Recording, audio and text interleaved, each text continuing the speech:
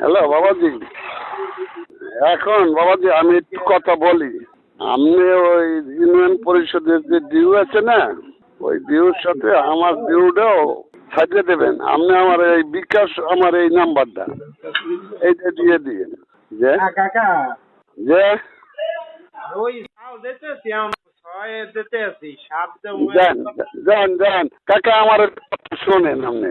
না আমি একটু ভাঙ্গে কন আমের যে ওই যে কয় বস্তা লাগবে এটা আমার কন আপনি কন বাবাজি। নাম তো সব দিয়ে দিতে বলবেন না। বুঝছি, আপনি কয়টা দিতে পারেন আপনি বলেন। আমি তো 2-3টার বেশি দিতে পারবো না। আরে বাবা, ওই যে কয় আপনি 10টা দেন, 10টা দেন। আর আপনি শোনেন, হ্যাঁ আপনি ওই 10টা হ্যাঁ আপনার যে ওই ইউনিয়ন পরিষদের ডিউ আছে না, সেইটাকে সাজিয়ে দিন। আমার এই বিকাশ আছে এই নাম্বারই, এই নাম্বারে টাকাটা সাজিয়ে দিন। ডিউ মানে বুঝি নেই। আপনার ইউনিয়ন পরিষদে তো একটা ডিউ আছে তো আপনার। কিসের ডিউ? আপনার একটা পার্সেন্টেজ আছে না, পার্সেন্টেজ রাখতে না। কি পার্সেন্টেজ? আমরা তো কোনো পার্সেন্টেজ চাই না। এই লাগে আমার দেওয়া আপনি সাজিয়ে দিন। আপনি এই টাকাটা আমার এই মোবাইলে বিকাশ করা, এইটা কিসের টাকা? আমি বুঝি নেই কাকা আসলে কিসের টাকা। ওইটা ওই চালটা আপনি বিক্রি করে ফেলাইবেন। কেন আমি বিক্রি করবো? আমি তো চাল আমি যেতে পারি কিনা এই তো সন্ধ্যা, আমি চাল বিক্রি করবো কেমনে?